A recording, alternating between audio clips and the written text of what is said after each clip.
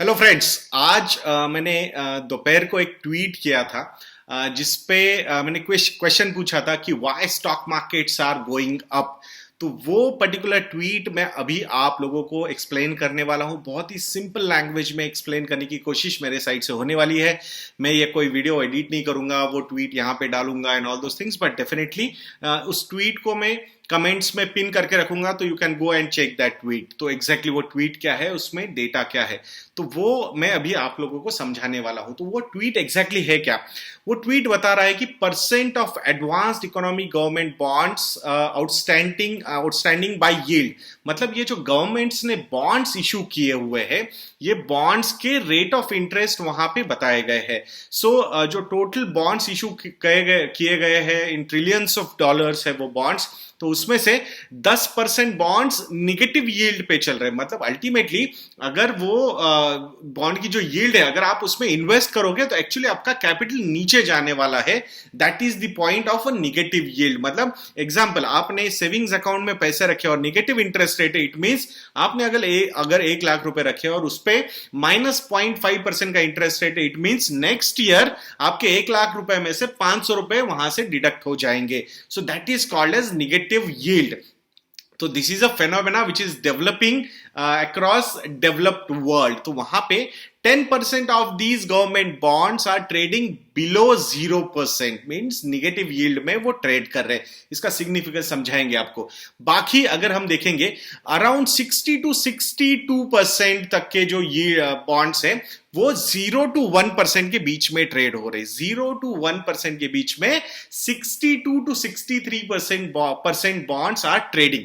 सो जिनकी yields is between 0 to 1%। जैसे कि अगर हम यूएस गवर्नमेंट बॉन्ड्स के बारे में बात करेंगे, which is the major portion here, तो वहां पे वो bonds are trading between 0 to 1%। So it means कि अगर किसी ने 100 रुपए इन्वेस्ट करके रखे उन बॉन्ड्स में, तो at the end of the year वो यील्ड आपको अप्रोक्सीमेटली 0.5% मिलेगी उस पे। So this is not a very high yield. Then जो नेक्स्ट तबका है 1 to 2% के बीच में, that is close to around 20 to 23% तक का वो पोर्शन है, या फिर उससे भी ज्यादा 25% तक का होगा, which is giving 1 to 2% yield.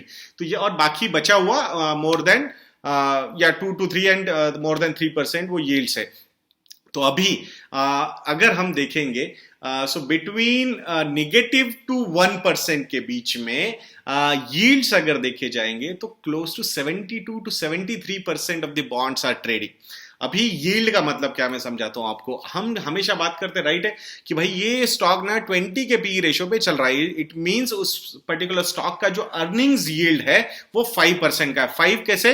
100 is the price where we are investing and we are getting 5% interest earnings yield on that. So 100 divided by 5 is equal to the price to earnings ratio of that particular stock. तो अभी stock के जगह पे हम security रखते हैं, वो security के हिसाब से सोचेंगे कि that is a security, listed security.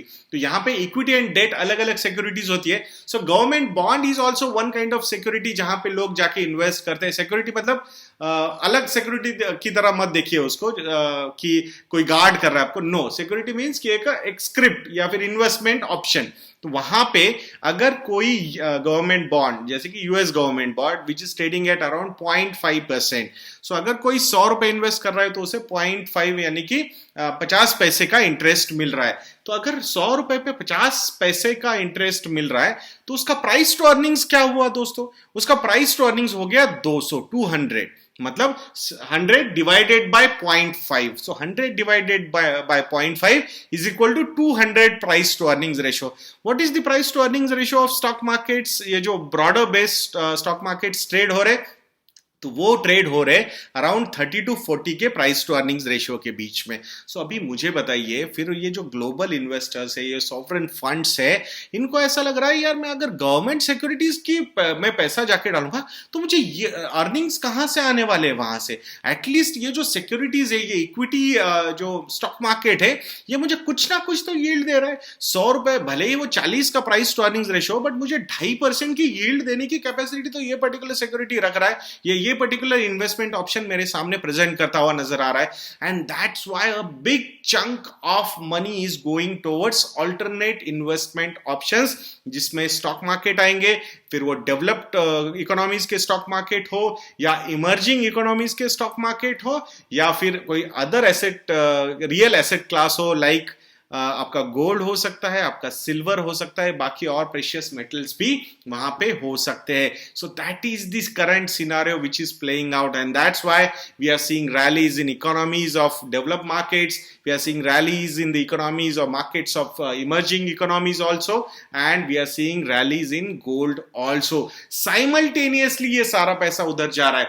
Why? Because fixed income security, which is the biggest investment market of the world, capital market में अगर हम बात करेंगे तो डेट मार्केट एक बहुत बड़ा सेगमेंट है इन्वेस्टमेंट का, वहां से पैसा लिफ्ट होता हुआ नजर आ रहा है. अच्छा, ये एक रीजन हुई.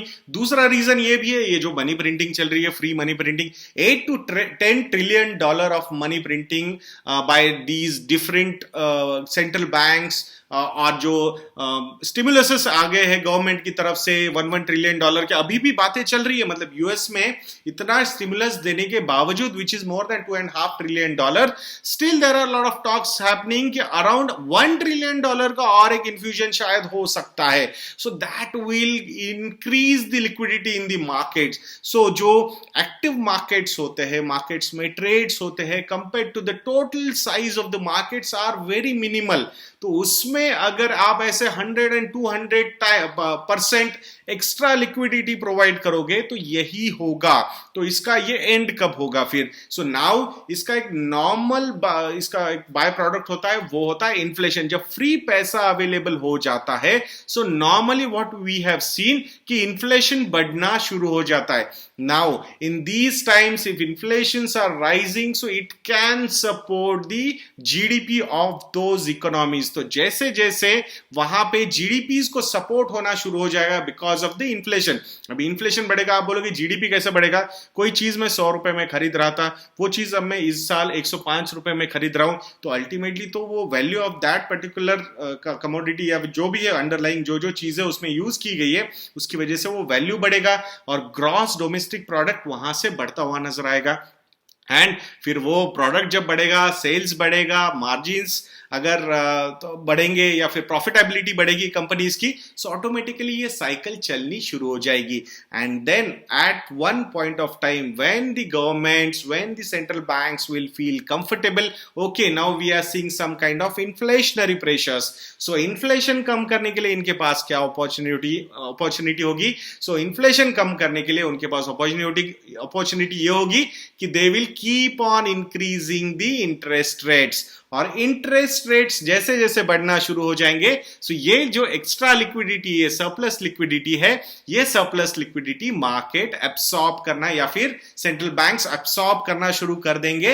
And that's how these cycles work. तो यहां पे ये जो मेडिकल क्राइसिस था, जो फाइनेंशियल क्राइसिस में कन्वर्ट हो गया, and that's why these unconventional resources of easy liquidity, quantitative easing, ये सारी चीजें प्ले आउट करती हुई नजर आ रही है. And that's how they are supporting the economies. अच्छा, हमें ऐसा लग रहा है क्या कि ये पर्टिकुलर जो चीज हो रही है फ्रॉम दी सेंट्रल बैंक्स या फिर गवर्नमेंट्स, ये कुछ इमीडिएट टर्म में एंड होने वाला है क्या? नहीं, हमें बिल्कुल नहीं लगता कि ये कहीं इमीडिएट टर्म में एंड होने वाला है. Because if we look at the 2008-9 problem, जहां पे क्वांटिटेटिव ईजिंग बहुत ज्यादा हुई थी, तो जो क्यूई टेपरिंग के प्लान्स आए थे वो 2015-16 में हुए. So that's why it was a big span of 5 to 6 or 7 years का स्पैन था. उस वक्त का जो क्राइसिस था उससे कहीं ज्यादा बड़ा ये क्राइसिस है. Because in that particular time the problems majorly, जो रेसेशन था 1-2 क्वार्टर का, वो डेवलप मार्केट्स में आया था. Emerging markets were still not prone to that recession. We have faced the economic slow down, but we have never gone into the degrowth of gross domestic product, that is the GDP. But now this time it is writing on the wall that we are going to face these falls into GDP, and we do not know whether it will be a 1 quarter or 2 quarter or 3 quarter phenomena. So we will have to wait what kind of things are going to get unfolded. तो इसीलिए ये सारी चीजें एक दूसरे से linked है. तो जब डेट मार्केट्स में अपॉर्चुनिटीज नहीं मिलेगी बट लिक्विडिटी या फिर अमाउंट ऑफ इन्वेस्टमेंट के लिए पैसा बहुत ज्यादा अवेलेबल होगा, so definitely flight of capital can happen. There are lot of opportunities available in the markets which are not here कि वो जो लिक्विडिटी प्रोवाइड की गई है सही में बिजनेसेस को सपोर्ट करने के लिए हमने यूज करनी चाहिए. No, that particular liquidity will always find a route to go into emerging economies, stock markets, developed economies, stock markets, and even commodities also like gold and silver, which is currently happening. So that's why it's a linked world. So will have to see ये जो inflation का by product है ये जल्दी से जल्दी appear होना अगर शुरू हो जाएगा, then things we can start rolling out. Let us all hope कि वो चीज शुरू होनी चाहिए, बिकॉज ये ऐसी easy liquidity and without economic growth और इकोनॉमिक एक्टिविटी ये चीजें ज्यादा टाइम के लिए नहीं चलनी चाहिए. That's what I genuinely feel. दोस्तों मैं आशा करता हूं कि आपको ये वीडियो इंफॉर्मेटिव लगा होगा, नॉलेजेबल लगा होगा. सो अगर अभी तक ये चैनल आप लोगों ने सब्सक्राइब नहीं किया है तो नीचे सब्सक्राइब का बटन है, प्लीज क्लिक कीजिएगा.